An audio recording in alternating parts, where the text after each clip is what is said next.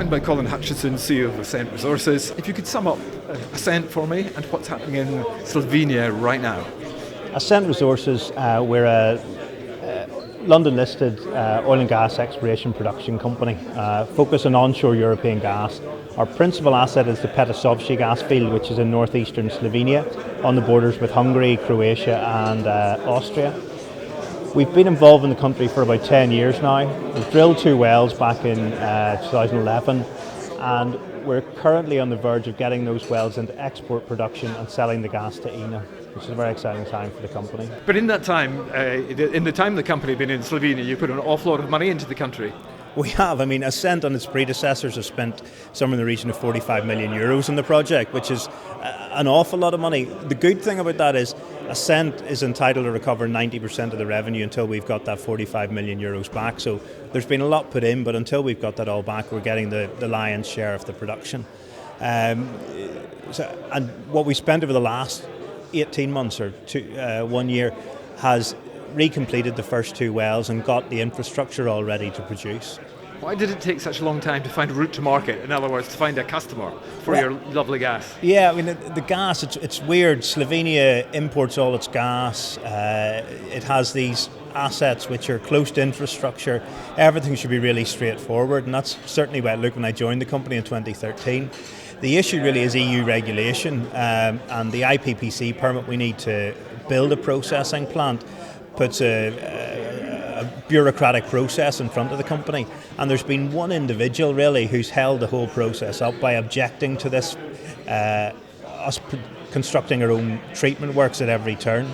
So there's one person inside Slovenia who doesn't want you to sell gas to the Slovenians? Pretty much, yeah, and he's held everything up. He's currently in the bad books in Slovenia because he's objecting to a car plant which is going to employ hundreds of people, so he's made himself unpopular. But he's delayed us building our plant in Slovenia and putting the gas into the Slovenian grid.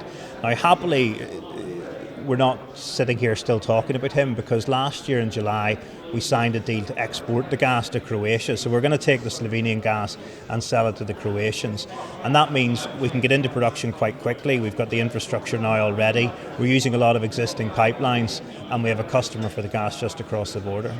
At a very detailed level, the investors want to know timeframes and what comes next. So what does yes, come next? I mean, the timeframes, it's been a frustrating period because we've been told that they were ready, or they would be ready mid-summer. I mean, we hoped that we were going to be producing in the beginning of August. It's taken us until now because of things slowing down, the pace of bureaucracy. What's happened in Croatia, though? There's significant things that have been happening over not just the summer, but changes big of picture, government. sort of the Croatian government changed.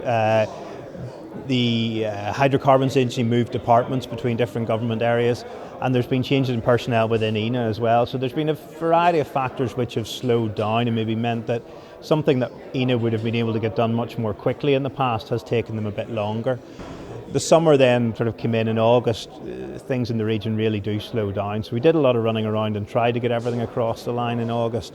We didn't quite make it, but we're now been assured this afternoon that we're a matter of weeks away from getting the final certification and being able to produce. In terms of reinsurance for the investors, nothing fundamentally is going wrong. It's just bureaucracy getting in the way. It is, yeah. I've heard some wild conspiracy theories, but no, it's INA really want our gas. They've got an underutilised production facility. They've got a pipeline which can take the capacity. So they're keen to take our gas.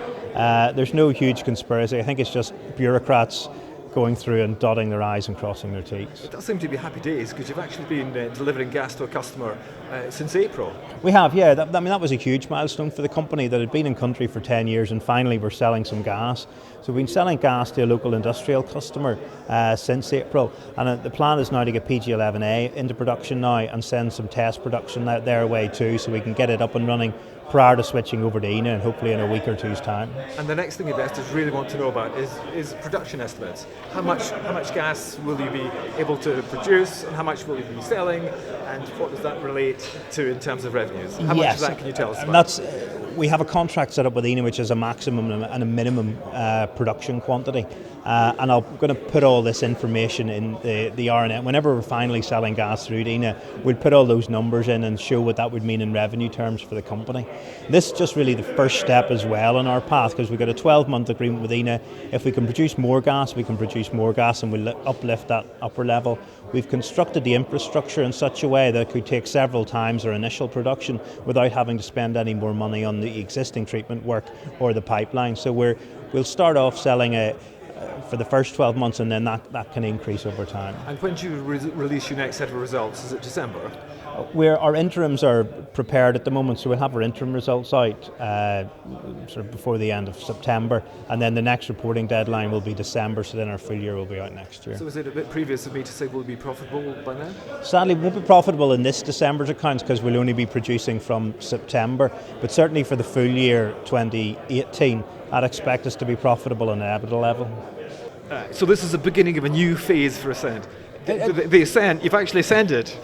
It really is. I think it is. And we've had a lot of milestones over the last year or so with signing the gas sales agreement, beginning production from PG10. But I think this really is the big one everyone's been waiting for, to get production from both wells flowing across the border to Eden, to get ourselves profitable, to get ourselves generating cash flow. And then we can sit back and we've got a development plan in country to develop the asset further, to maybe do other things in Slovenia, and then to look outside Slovenia to neighbouring countries where there might be other attractive assets.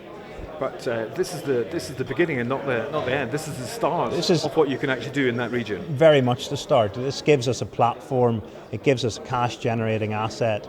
We can then look at all the relationships we have within Slovenia, within the region. We can look at the team we've built up, the service companies, and we've got a platform now to grow.